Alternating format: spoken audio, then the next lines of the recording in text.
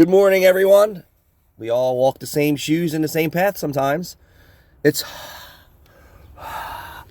about 10 degrees here at my house here in Pennsauken, a few minutes from the shop. That's my lunch bag. Nothing rich and fancy about that. And my tea. So anyway, cold starting your vehicle in the winter. Cold start and go. Hot starts and go. You ready? You know it's cold.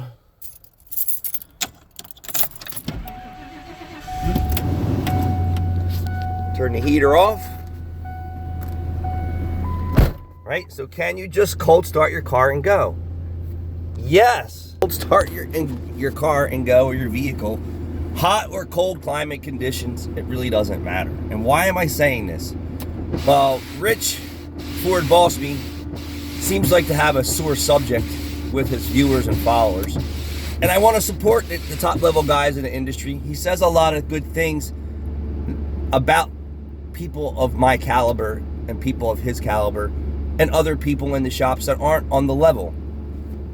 So you have to support the guys in the industry that are giving the right content. Like Scotty Kilmer, I say, really, Scotty? Don't talk about that shit. You have no idea what you're talking about. And a couple other guys that, I won't comment about. So you don't have to sit and let your car warm up. Why is that? Well, if your vehicle is in the correct operating condition, what do I mean by that? You're not driving around on worn out, fouled spark plugs. You're not having excessive blow-by and burning oil or coolant consumption. Your battery actually is charged up.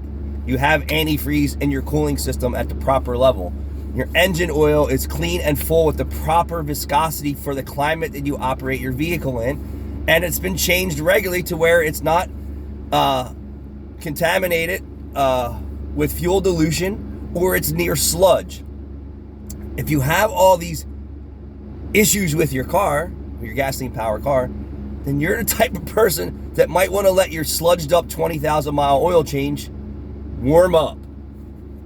A lot of factors go into, can I just cold start my car and go? So now it's ran for a few seconds. I'm going to try and clear the windshield off because it's iced over for me, and I'm going to drive my car cold. And what I'm going to do next is just like my video last night.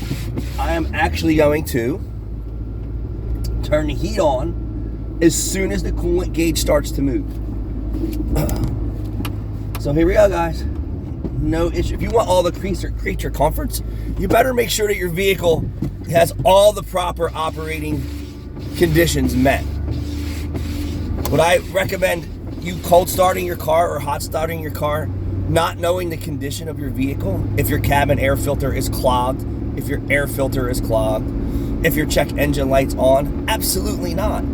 You're talking about idling your car that has no oil in it for 20 or 30 minutes and then think you're going to go and take off? That's a disaster. And trust me, millions of people who are out here are driving around with vehicles in bad shape, with the wrong oil in their car, not enough oil in their car, not enough antifreeze, leaking antifreeze. I show it to you every day. So I support what Rich says, that there's a lot of guys in the business that have been around a long time. They don't know how to do a voltage drop. They don't know how to read wiring diagrams. Let alone do they know that engine oil has advanced and evolved in the last 30 or 40 years. They don't know that there's ad packs. They're back in everything took 1030 weight oil back in the day. And even some of the new guys, some of these new technicians don't know nothing. They don't know nothing. And we're not saying you're bad. You have to educate yourself above and beyond what that some other guy told you or your friend told you. And we hear this all the time. Oh, my buddy said I can run my engine on vegetable oil. Well, good luck with that. If I tell you something like, hey, I do induction services with antifreeze, it's for a reason. You ever take an engine apart with a blown head gasket and see how clean the combustion chamber is? That's why sometimes I do it. It depends on how I feel. And somebody who was very more experienced than me said, hey, yes, that's it. Using transmission fluid in your engine oil because it's a high detergent material. Ever take a transmission apart and notice that all the crap is in the pan and it's not stuck and sludged anywhere else unless someone put engine oil in it or the wrong fluid? These are facts, people.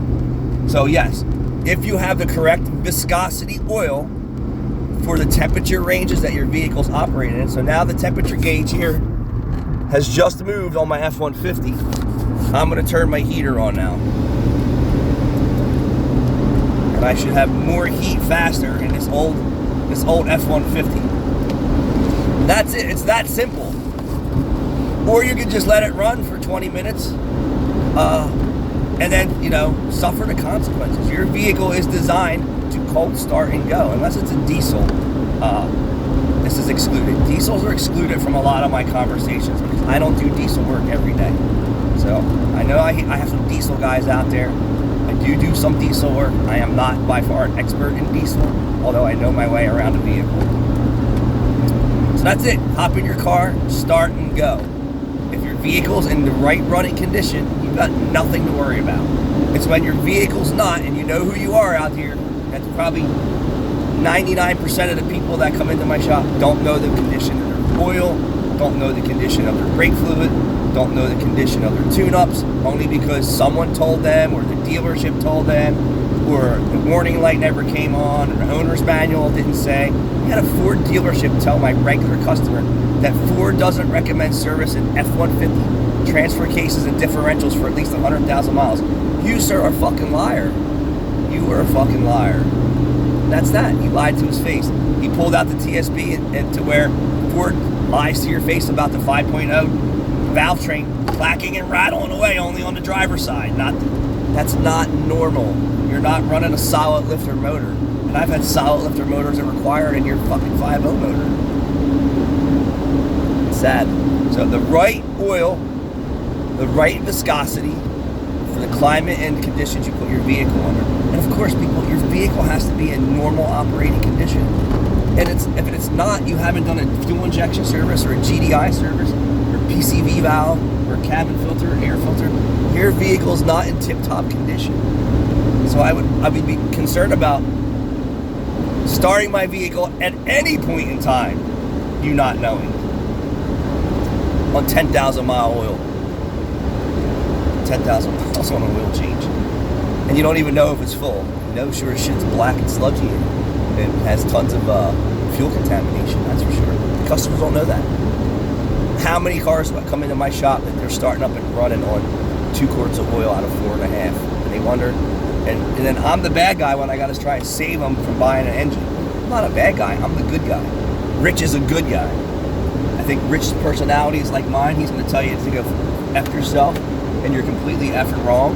And I think he would admit when he's wrong too. But I'll tell you what, he's not the guy. Son of a bitch.